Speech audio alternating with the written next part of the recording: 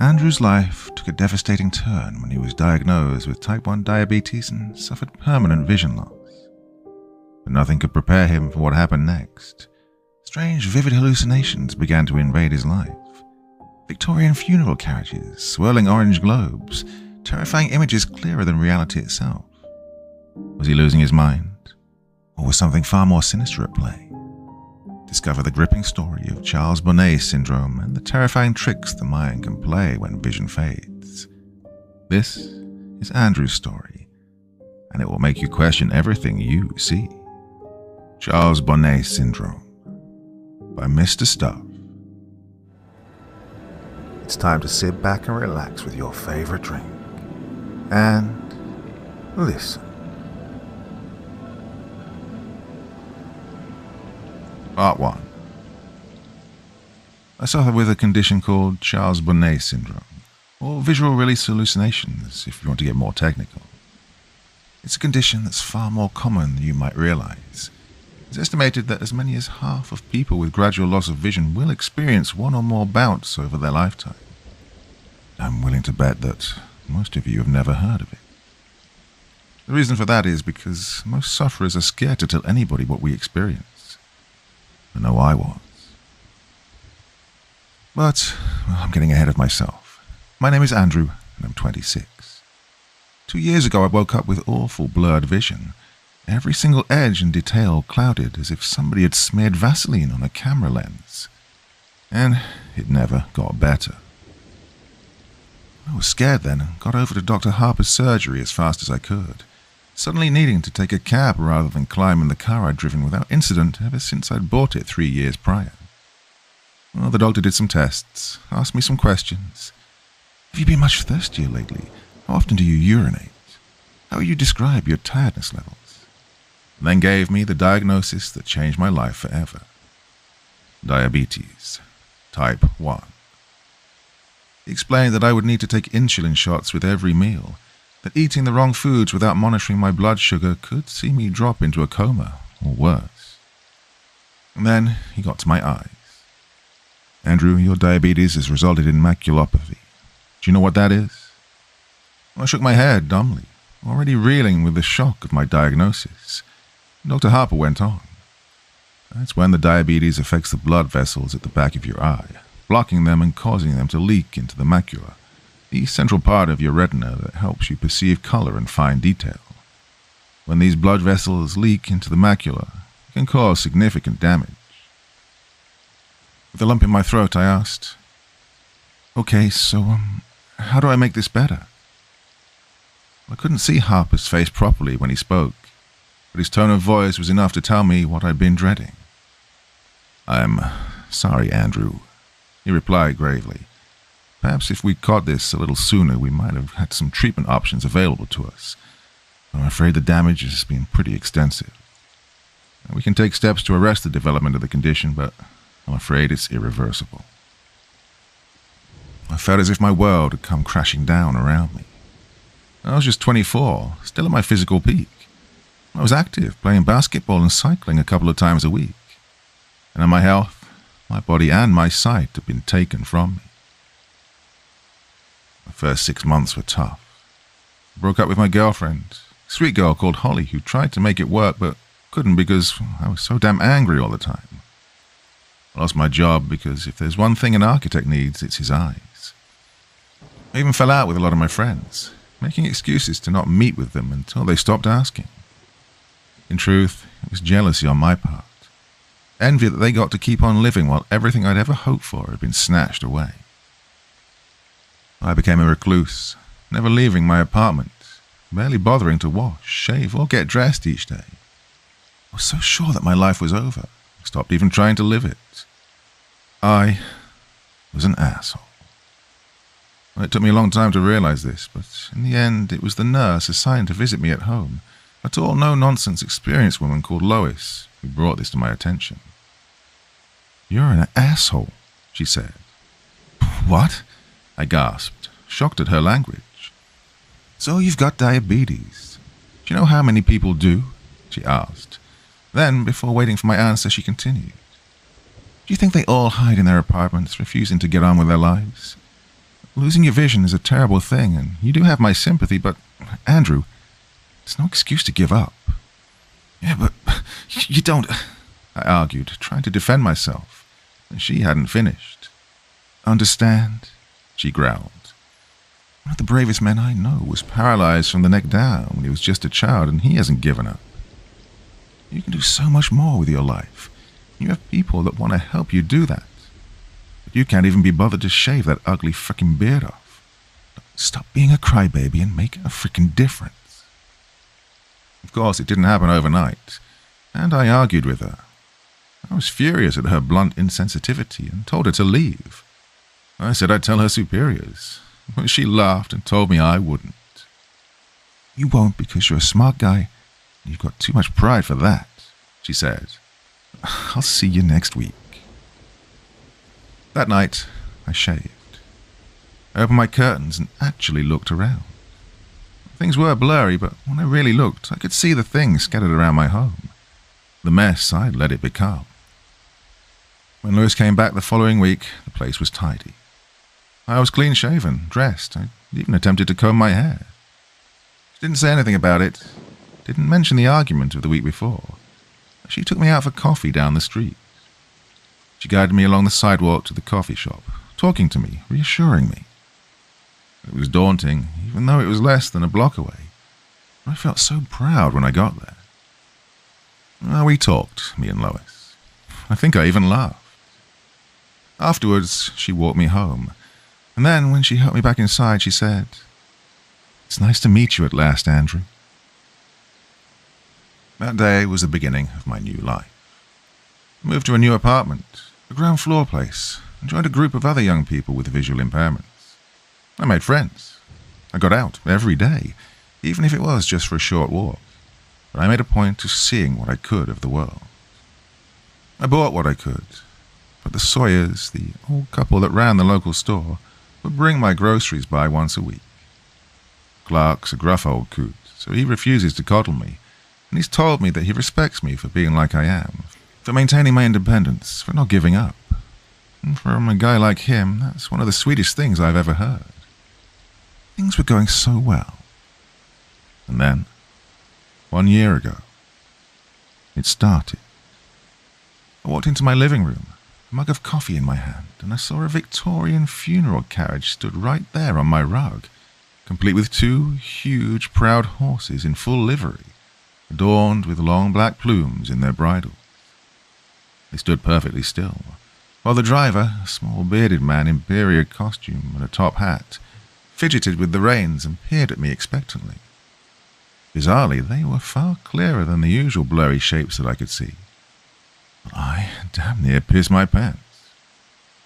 I dropped the cup, spilling scalding hot coffee over my bare feet, jumping backwards with a cry of pain and alarm. When I returned my attention to the horses and carriage back in the room, they were gone. In that moment, I wondered if I was going mad. Apparently most of us do, which is understandable. How would you feel if you'd seen that exact same sight in your home? Well, unless you're Jack the Ripper, I imagine many of you do not have a coach and horses just laying around. I certainly didn't. Eventually, after much quiet swearing to myself, and more than a little self-delusion, I managed to convince myself that I had not seen what I thought I had, that it was merely a very vivid daydream. This seemed to work, and I got on with living, even if I entered that same room a little more cautiously in the days that followed.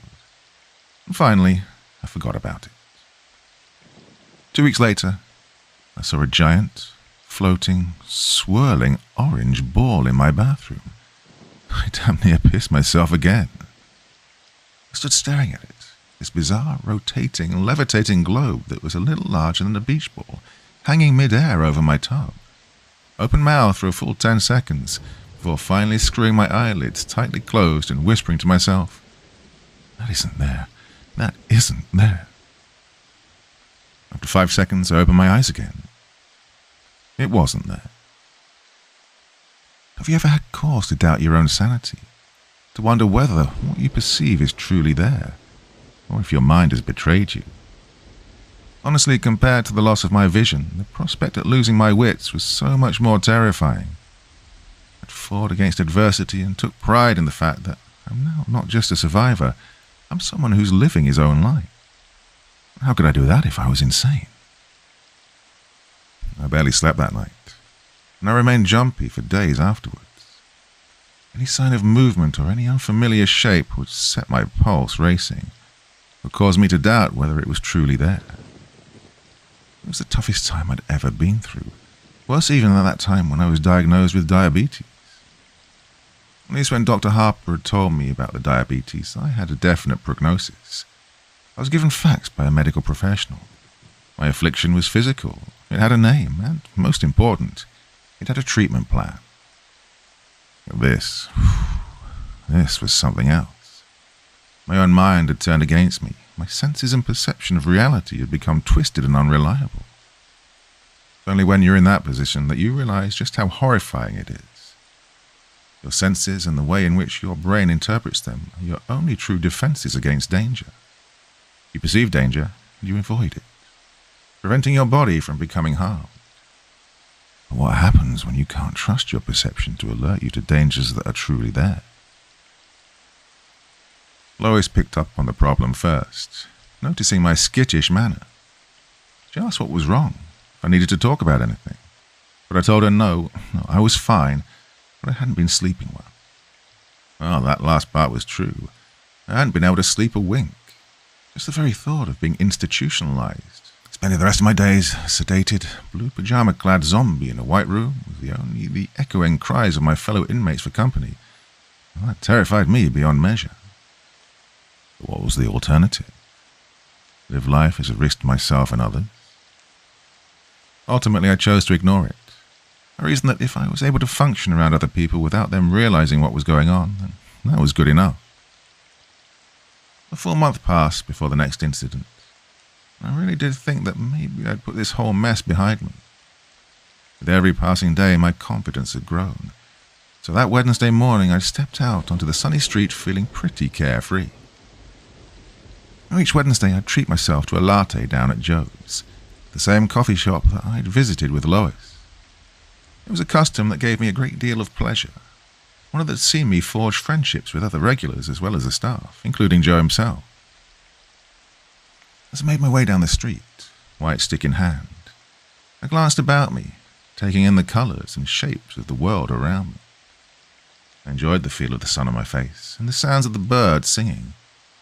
It was a good day. And then I saw them.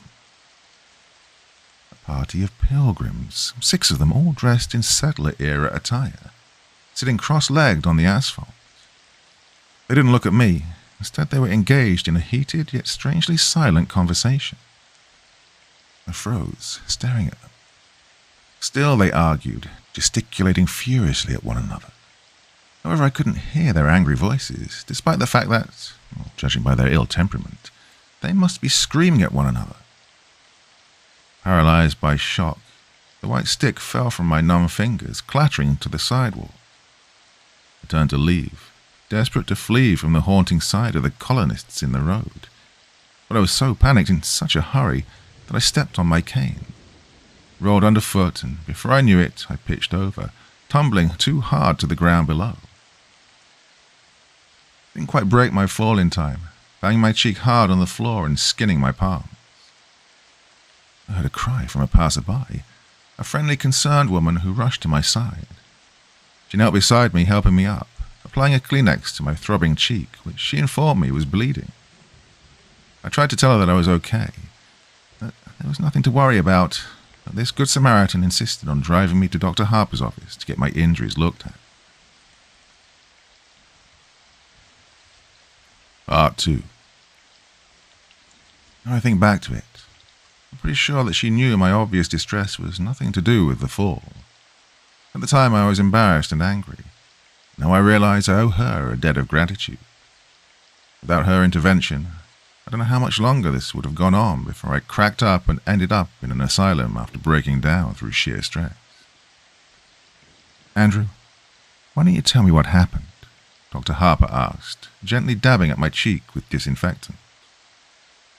I explained that I'd just lost my balance, that no harm was done, I think she saw through my feeble protestations and my underlying agitation. He didn't press, he didn't force the matter. He simply asked what might have caused my clumsiness. Then he asked how I'd been as of late. When I'd finished mumbling my way through the most non-committal answer I could muster, he placed a gentle, reassuring hand on my shoulder. "Andrew," he repeated gently, "why don't you tell me what happened?" I burst into tears. I told him how scared I was, how I'd fought so hard for my independence, and now I knew it would be taken from me. He listened patiently, then asked me to tell him why I ever thought that. I paused then, took a deep breath and thought about it. This was the point of no return. But really, what other option did I have? So with tears running down my cheeks, I told Dr. Harper everything. I told him about the horse and carriage, the orange globe and the pilgrims. I told him how I'd been living each day in fear, how terrified I was that I was losing my mind. Dr. Harper thought for a while, then he said, "Andrew, I don't think you're losing your mind." A sense of relief at that moment was so powerful it overwhelmed me, rendering me speechless. "You say that even though you've seen these things, you never heard any noise from them. Have you detected any odors or experienced any other physical sensations, such as touching them?" I shook my head, no, and he patted my shoulder once again. "Andrew, have you ever heard of Charles Bonnet Syndrome?" he asked.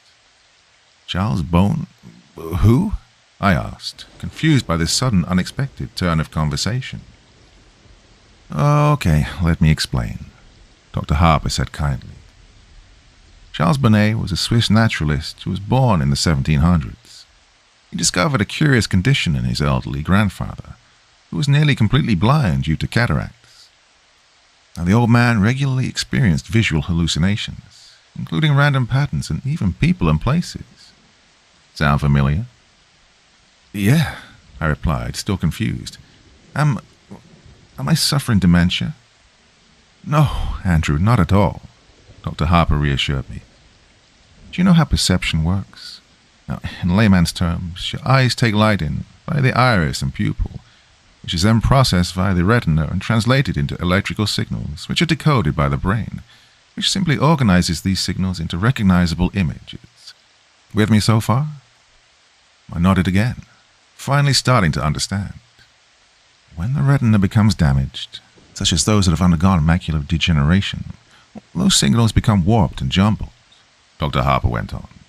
The brain still receives them, so it does its job, translating these distorted signals into an image. It kind of fills the gaps in for you. Sometimes it fills these gaps in with colors, patterns, creatures, and places that aren't present. This is called Charles Bonnet Syndrome. I nearly wept with relief. "So I'm not mad," I cried. "Not at all," the doctor replied. "This is an entirely physical condition. Your mind is in full working order. If you were suffering any form of mental illness, your delusions wouldn't be limited to just this one sense. You'd hear these interlopers, smell them, even feel them. This is a condition solely related to your eyes, not your brain." As I left Dr. Harper's office, I felt as if a weight had been lifted from my shoulders. Sure, my vision was still an issue, but now I knew it was only a problem with my eyes, not my mind. I knew I could handle the situation. I was ready to face the world again. Since then, I've seen plenty of weird visions. I saw a huge waterfall in the park, complete with a hazy mist and butterflies flitting about it. I saw a Native American warrior, complete with a huge feather headdress, sitting at a stool at the counter in the coffee shop.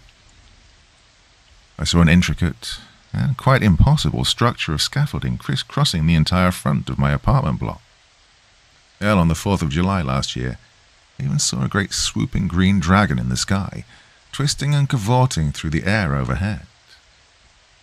All looked utterly and completely real, yet now I knew that they were simply tricks of the eye.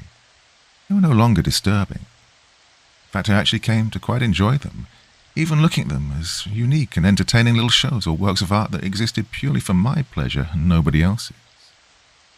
I came to welcome them.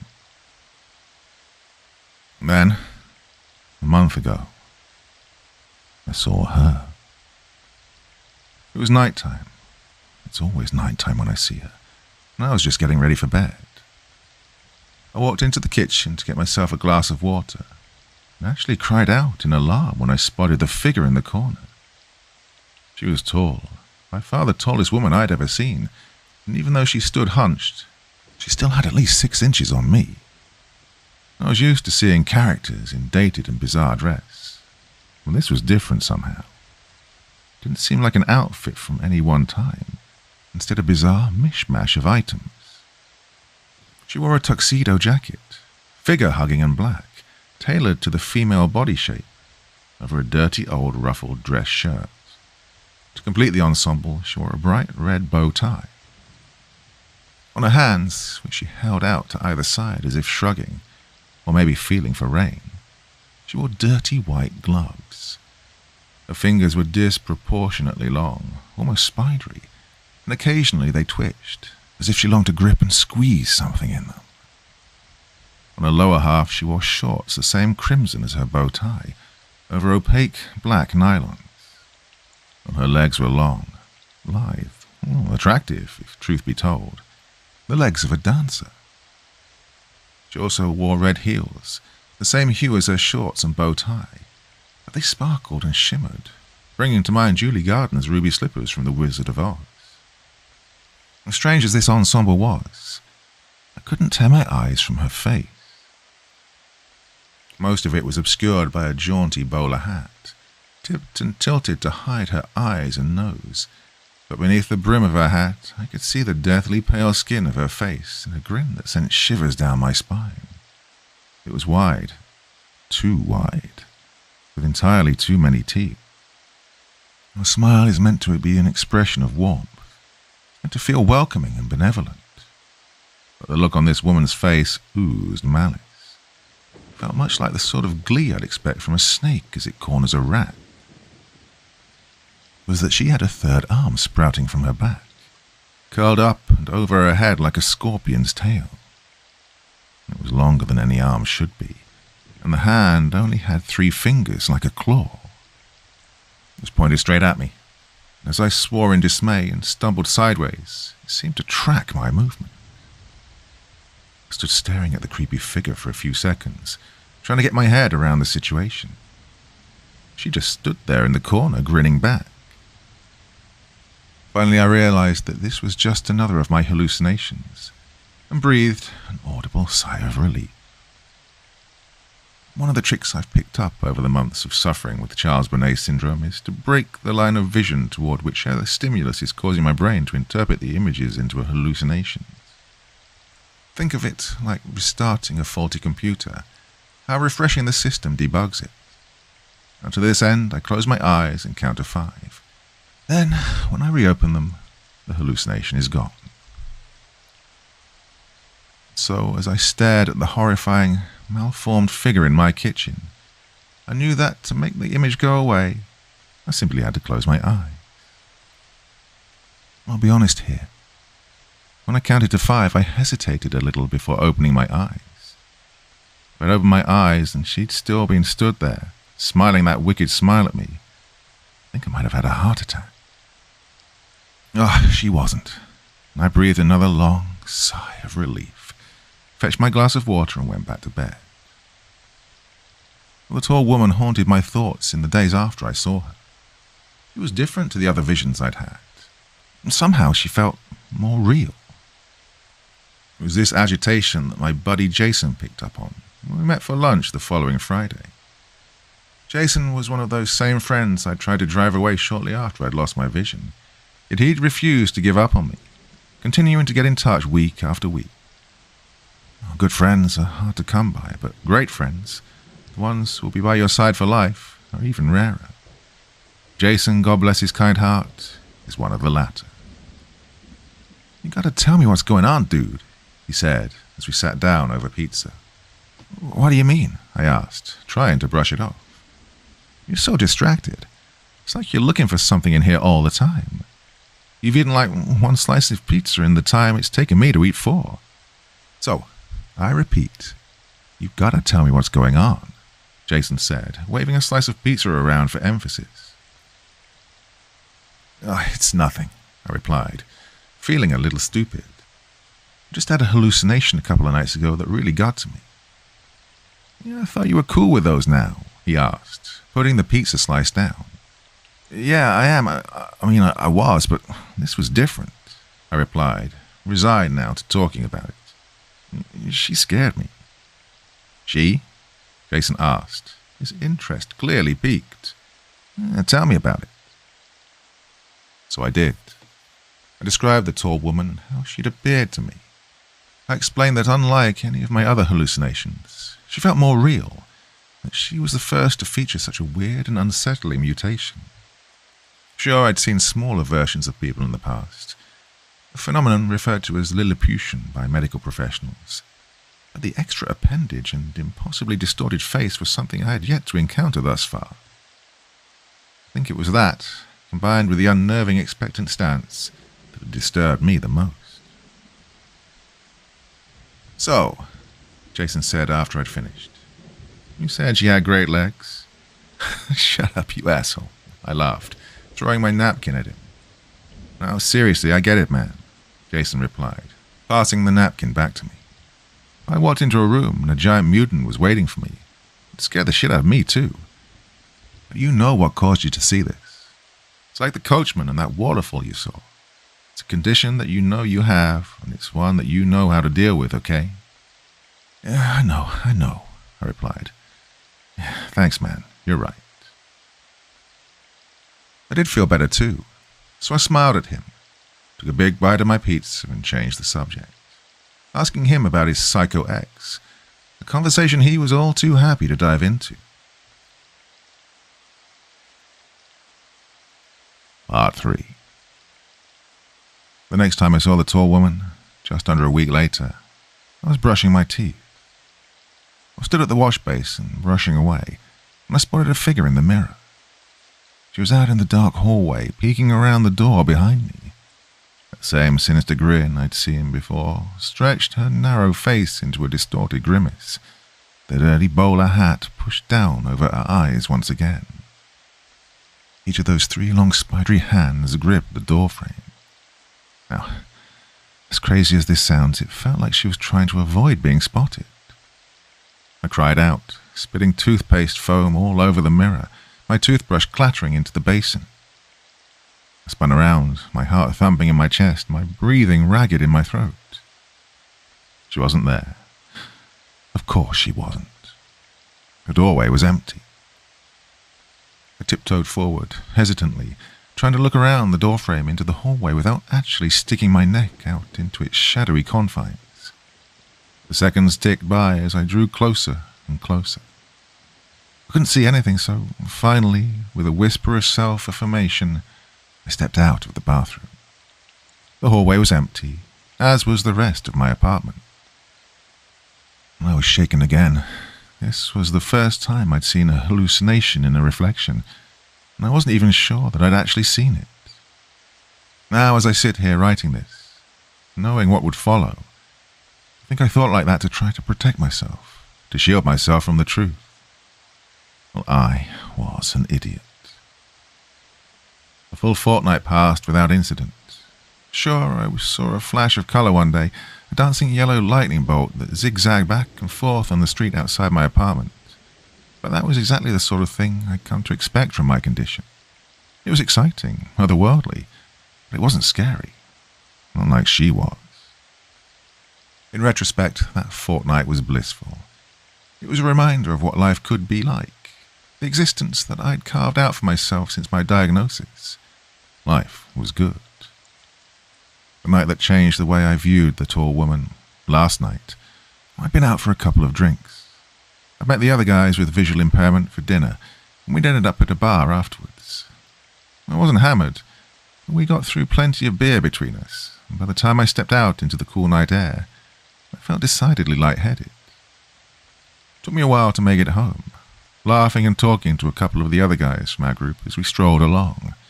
It had been a great evening. Probably the last truly good one I'll ever have. I bid the other guys good night and, fumbling with my key, I let myself in. With swaying steps, I strolled into my hallway, slamming the door a little too loudly behind me. Took off my jacket, hung it on the hook by the door, then hit the light switch. She was waiting at the end of the hallway, all three hands held aloft into claws, reaching for me, that same maddening, malevolent grin on her pale face. I swore again, louder than ever, actually jumping back a step, recoiling from the impossibly tall and terrifying figure lying in wait in my own home. The tall woman didn't move. She just stood there, staring and smiling at me. I stared back, but I sure as hell didn't smile. Jesus Christ, I muttered under my breath. You know how you can feel a little paranoid after a few beers? That feeling of non-specific post-alcohol dread? Well, imagine that combined with a giant grinning mutant woman suddenly appearing in your home. Suffice to say, it was very, very, very uncool. I do not need this, I sighed and closed my eyes. 1, 2, 3, 4, 5. When I opened my eyes, the face was just a foot from my own, grinning wider than ever. She dashed the length of the hallway and was now stood so close that her long, grasping arms were either side of me, her fingers twitching and clawing at the air around my face. I could see her chest heaving, as if she were actually laughing silently at my attempts to dismiss her. As if the thought that I could ever be free from her was amusing. I screamed, a full-bodied shriek of terror, and actually dropped to my knees, covering my head as if to fend off an expected blow. It never came. Finally, I lowered my hands, gasping for breath, shaking. The hallway was empty. The tall woman nowhere to be seen. I stayed there on my knees for a moment, gasping for breath, and I was on my feet. I turned and ran out of the apartment, out of the building and into the street. I stood there, shivering, terrified beyond reason, without a clue as to what I'd do next. Finally, I pulled my phone from my pocket and I made a phone call. "Hey, Andy, what's up?" Jason asked. "Jason, I need you to come here," I said, sobbing. Jason didn't ask why, didn't complain. Instead, he simply replied, "Right, I'm on my way." Less than 20 minutes later, his car pulled up outside and he dashed over to the steps outside my building, where I was sitting, shivering. He threw his jacket around my shoulders and asked what happened, his voice filled with concern. "She's in there," I stammered. "The tall woman. She's back." Okay, he said, gently helping me to my feet. "Come on, man. Let's go in there and check it out." I wish I could say that I was brave when we went inside, but I'd be lying. I cowered behind Jason, one hand on his shoulder as we made our way through my home. Of course, we didn't find a thing. We're talking a giant mutant woman in a poky little one-bed apartment.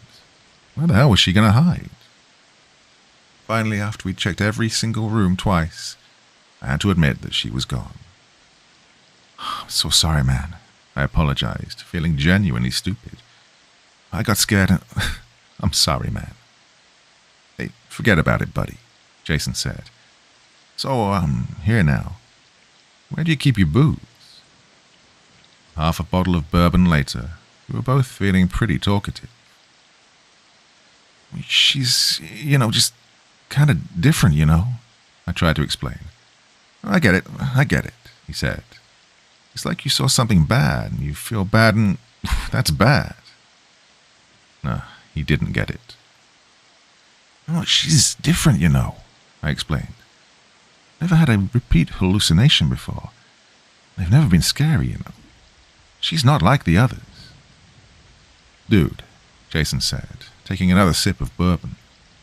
"You've got, Charles Bonnet Syndrome, and that makes you see shit, so, He waved his hands in the air like a magician who'd just performed a trick. "Yeah, I know, I replied. "Now listen, Andy," he said. "It makes you see shit. It's just your eyes, yeah.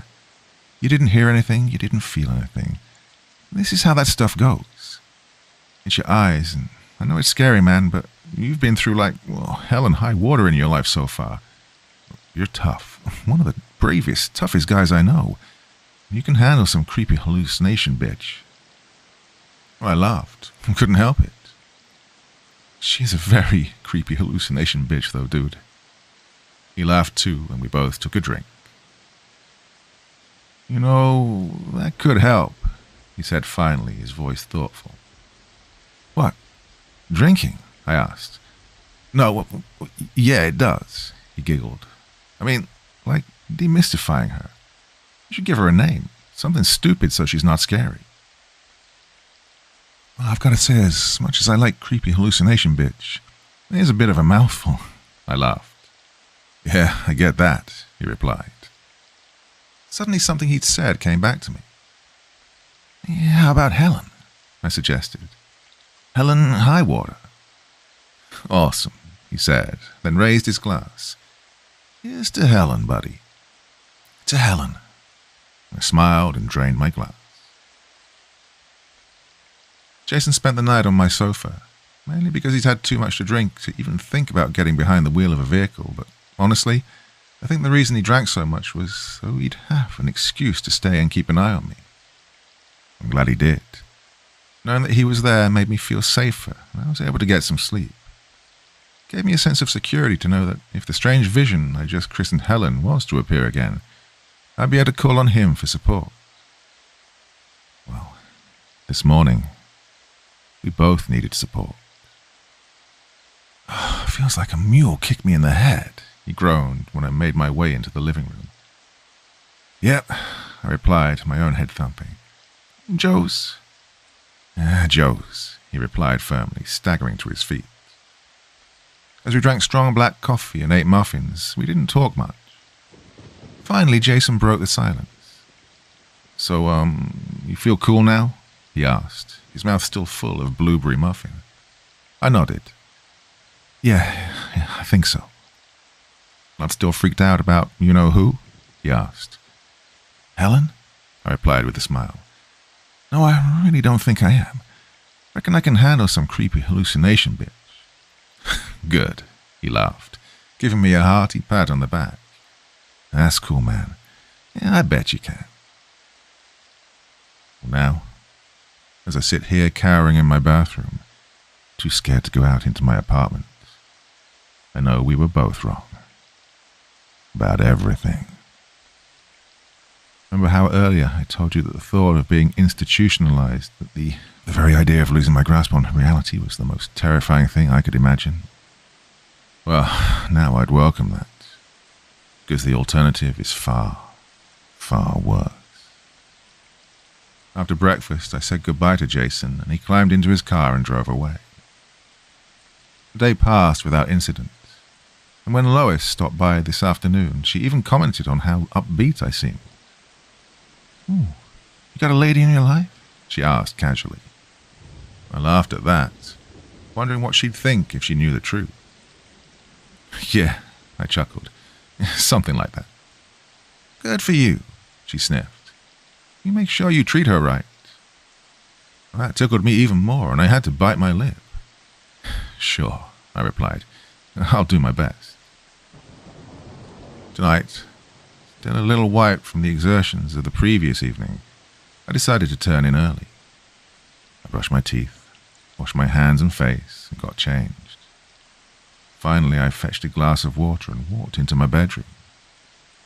Climbed into bed and instantly felt so relaxed. Within mere seconds, I was ready for sleep. That sudden, overwhelming drowsiness that comes when you spend a whole day keeping sleep at bay. Well, I decided that resistance was futile and sat up to switch off the light. I nearly didn't see her. But as I reached for the switch, I caught a glimpse of something out of the corner of my eye. My heart leapt into my throat as I turned to the foot of my bed. The tall woman was crouching there, her grinning face staring at me from just beyond my feet. So many teeth. Her long, slender fingers spread out over my blankets, twitching slightly as she gripped the end of the bed. Slowly, excruciatingly so. Her third misshapen arm came into view over her shoulder, joining her other hands on my bedding. I froze, utterly petrified. I was at a crossroads here, arriving at a pivotal moment that had been coming for some time. She watched me, grinning, as if she was waiting to see what I'd do, cruel amusement flickering across her pale face. But this time I'd had enough. "You don't scare me anymore," I said, my voice filled with defiance and anger. "I'm not letting you do this to me." I reached out across to the light switch. "Good night, Helen," I said triumphantly, and flicked it, plunging the room into darkness. I laid there, a sense of tremendous pride surging through me, and I grinned to myself in my warm, comfortable bed, overjoyed at the emotional victory of overcoming my own fear. And then it happened. The thing that led me here. Something that turned my blood to ice water, my bowels to jelly. "Good night, Andrew," a rasping voice hissed from the darkness.